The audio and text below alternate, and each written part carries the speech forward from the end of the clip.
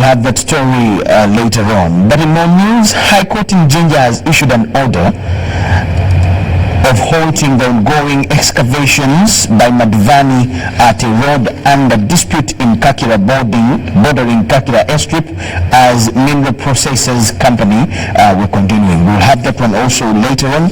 But moving on, members of parliament have blamed delayed responses on the Bududa and Mundibujo disaster situation to centralization of disaster rescue services. Following the recent mudslides that swept villages in Mundibujo and Bududa, a section of MPs have blamed it on the absence of disaster monitoring and immediate response services on ground. Very upset, and they are burying people every day. These things are going on as we speak. In the islands of the waters are rising, and houses are also being taken.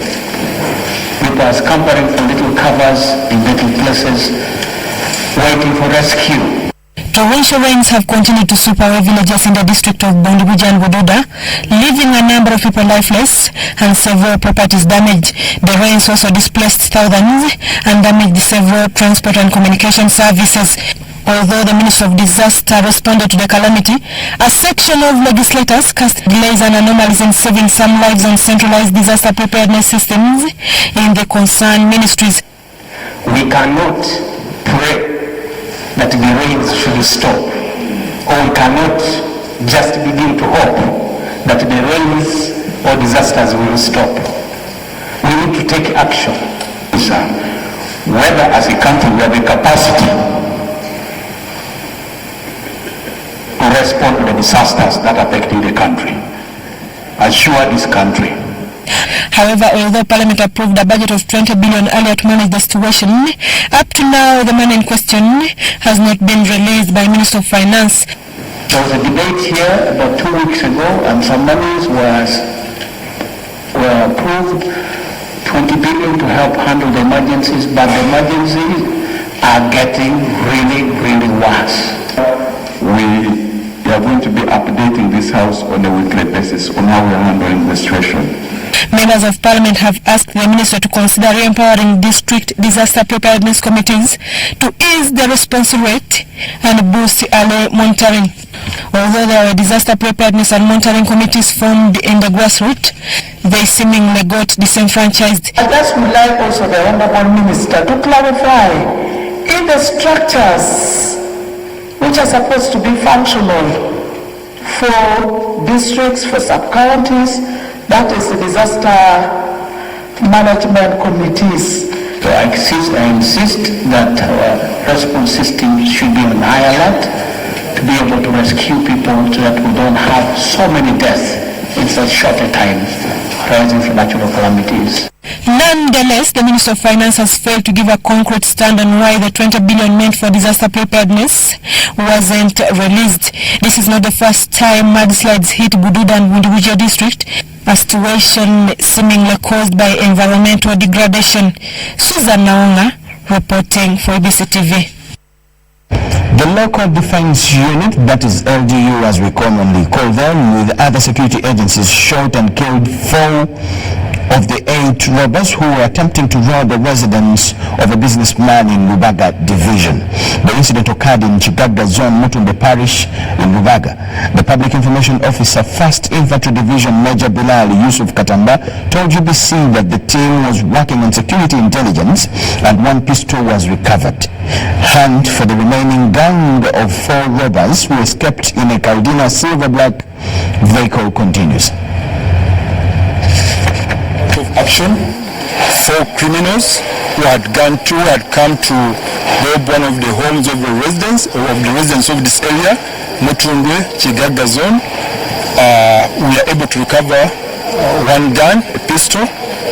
Unfortunately, 1 vehicle with Isuch and Uchpa escaped. We suspect that they had bigger guns, but our intelligence force is following it up. We are sure we shall get them also, those who have escaped. I urge all Ugandans, especially the residents of Kampala, Mukono and Wakiso, to give us intelligence, any information that they may have regarding criminality and criminal activities in their areas. We have entered the third phase of our operation, which is called Operation Tokora 3. We also have a quick response force at every police station. So I urge all Ugandans to get the telephone contacts of the stations where they are in their areas, so that in case of any incident, they are able to report and we are able to respond. We have orders to respond within 5 minutes of the call. Previous records show that during this festive period, there's normally an increase in crime, especially in urban areas. But this time, we've intensified our operations, our night patrols, day patrols, intelligence gathering, so we are at high alert. What I urge Ugandans that if they get any information that's connected to crime, they should report to police or other security agencies so that we are able to follow up that information.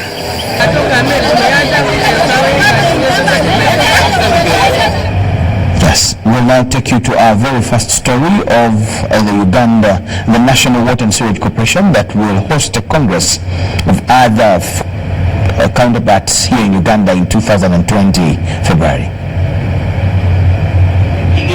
Exhibition, a lot of content and a lot of opportunity, that everyone has the opportunity to contribute. You have an opportunity to network, just to take a share in the SDGs. The SDGs, you hear about SDGs. I am telling you, if you brand your company as a company which is supporting SDGs, this is Sustainable Development Goals, this will be a big plus for you. Especially for us, of course, we are in the line of SDG number 6, which is achieving universal water coverage for everybody. So be part of this movement of achieving this SDG, and one of the ways you do it is by supporting a congress like this, where ideas are going to be discussed. We shall talk a lot about sanitation, and sanitation is now high on the agenda. When you go out there, people are innovating toilets that do not use water, toilets that use less water. Can we get this technology? Can we get these approaches and use them within Uganda, within Africa? We shall talk about aspects of financing. How can we finance? Even the little money that is available, how do you use it effectively to ensure that you deliver services? Yes. High Court in Jinja has issued an order halting the ongoing excavations by Madivani at a road under dispute in Kakira, bordering Kakira Airstrip and ASM Mineral Processors Company. This caused a wrangle between ASM Mineral Processors Limited and Kakira Sugar Works that called for the intervention of the DPC Kakira to calm the situation. Workers of ASM Mineral Processors Factory, assisted by residents of Kakira, converged to unblock the road which Madivani had blocked, claiming it belongs to Kakira Sugar Works. They defiantly covered the trenches which had been excavated by Madivani to deny road users access to their destinations.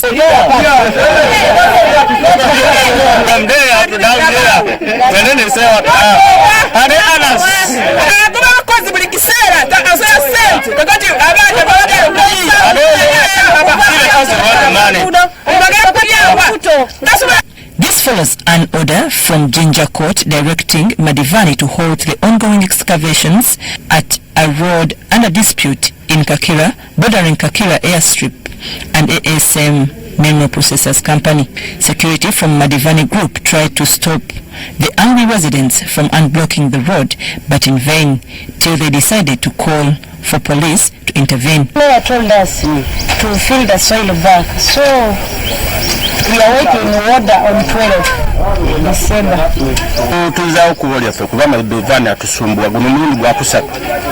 Twagenda mu koti ne tumusinga. Nakola apiru ne tumusinga. Kutunda business nesiri mu factory tukuba powder alibwa mu store.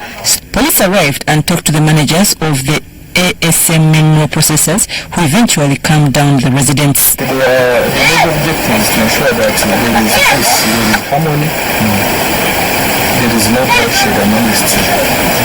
And I would give that you as workers don't be incited to do anything wrong because they know we take you responsible as an individual.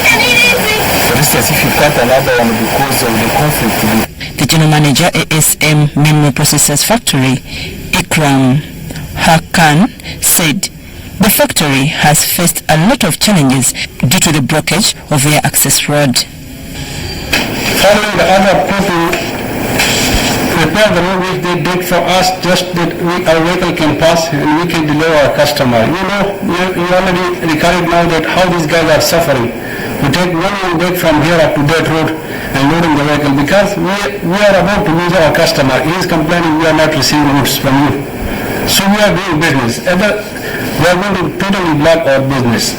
So as you see today, when they are repairing the road, these security guards from Madhwani came and stopped our guys. It's a clear violation of IGP and court order.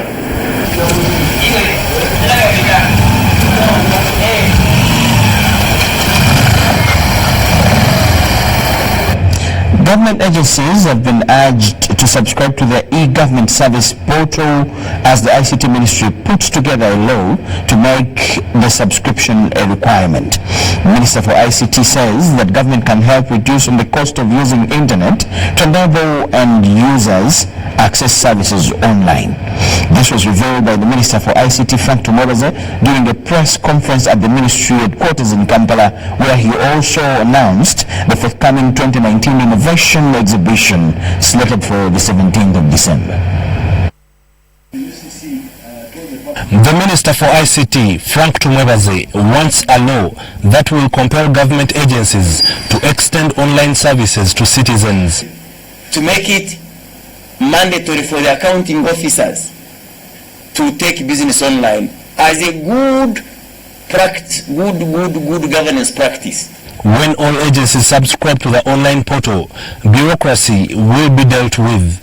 Going online, paying your taxes online, bidding for a procurement online, applying for a job online, applying for admission to university online, eliminates 100% human contact. So the question is, where will somebody delay you for you to give kids dog? So digitization really is the solution to inefficiencies, to corruption, to bribery and all that. To access e-government services, end users will be required to have reliable internet. I would want to see UTL up on its feet, giving MTN and Airtel headache. I would want to see K2.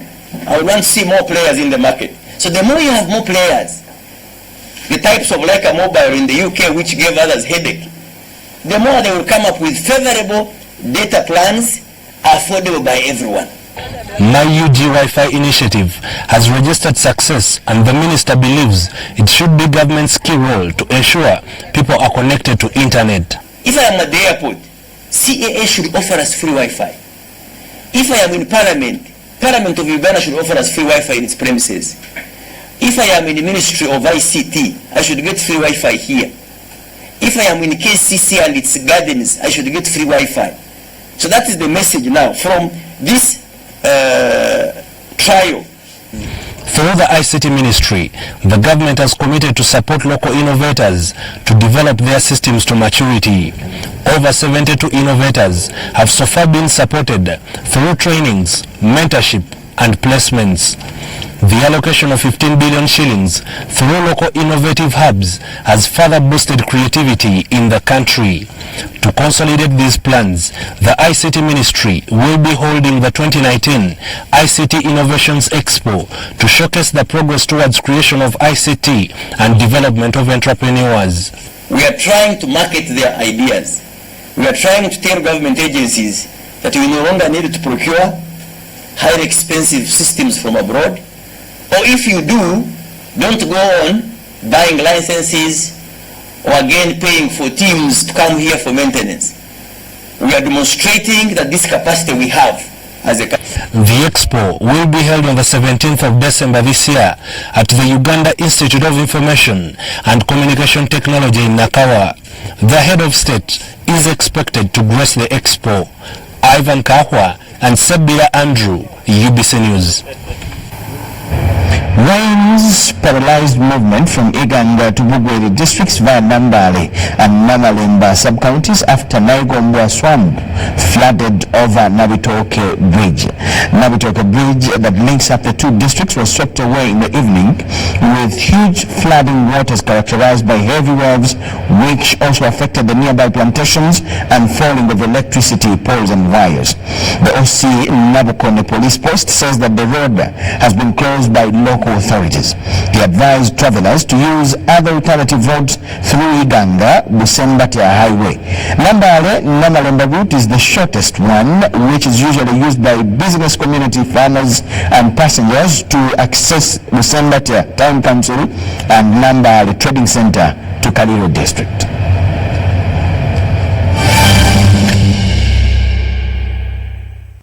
Introducing Airtel Broadband. Enjoy high-quality home video streaming and seamless connectivity. You can also connect up to 32 people for your business at only 280,000 shillings with 51 GB free, valid for a month. And installation at no charge. Use Airtel Money today to buy any of our customized broadband bundles. For product inquiries, give us a call on 1004 Airtel and 0800 327327. Accessible from all other networks. Dial star 185 hash and activate today. Airtel, a smartphone network. Hello, Uganda! We introduce to you the first and ever My Right to Play Christmas Kids Festival 2019. Let the kids feel the Christmas Eve on the 21st of December at the Legend Sports Ground in Lugogo. Entrance is 10,000 shillings only and parents free. Bring your child and have an opportunity to play, sing, dance and discover their talents. Mujikuingira muzalibwa nga bato basanyusa bato bannaabwe. Mulete abaana bammwe banyumirwe banywe basanye.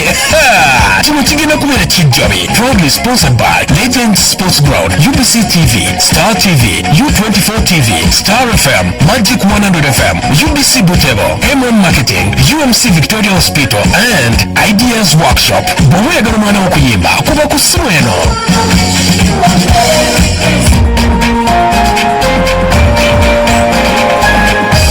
This weekend on UBC.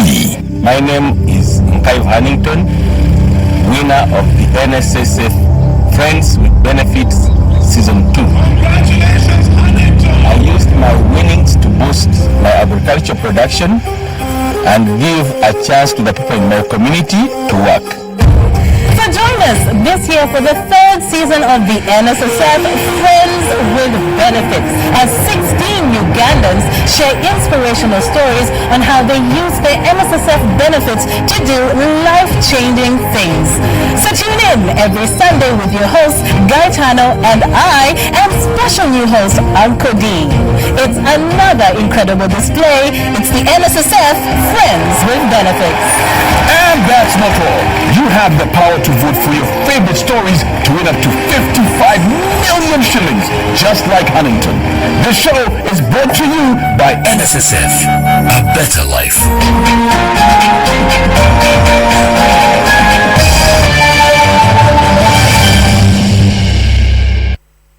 Thank you so much for watching and welcome back from the break.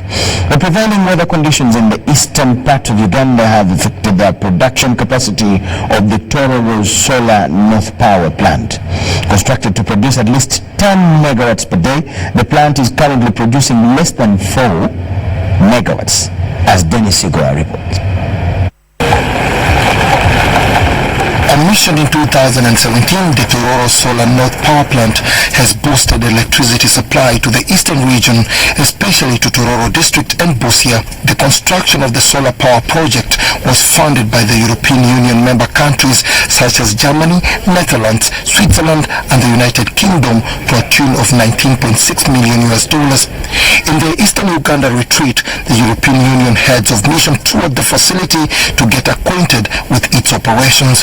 There is another plant, very similar to this, in Soroti, which was commissioned in 2016. And probably this is the way forward. I mean, now we are changed. A lot of things are changing. I was reading articles about innovation which can make 5 times more efficient in the future solar panels. So this will really change completely the reality of the way energy is. Although the power plant is loaded for achieving its goal, it is currently producing way below its peak, an issue attributed to the prevailing weather conditions. From our historical experiences, the weather patterns this year have changed a lot. So right now we expect it to be doing quite good. So right from 9 a.m. Going up to 4 p.m. we will have quite a lot of production, ranging from 7 megawatt hours up to almost 10 megawatt hours in hourly production. Despite this challenge, the EU heads of missions are convinced that such investments can be a game changer in Uganda's socio-economic growth agenda. Fortunately, it is cloudy, and this technology works at its best when the sun is shining very strongly. So this is normal. As I said earlier, there is a lot of innovation in this sector, and so the production of this plant, these panels built in 2017, will certainly increase dramatically in the next few years.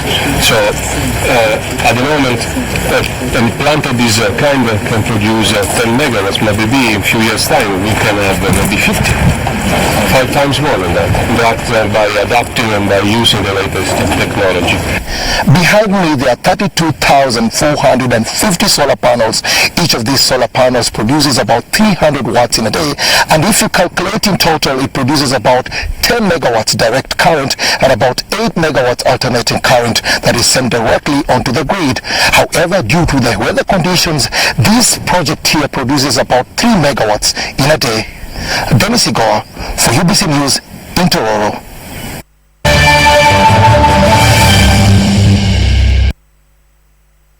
That is all we had for you this afternoon. Thank you so much for watching. My name is Michael Jordan Lokomo. Wishing you the best of the day. Bye-bye.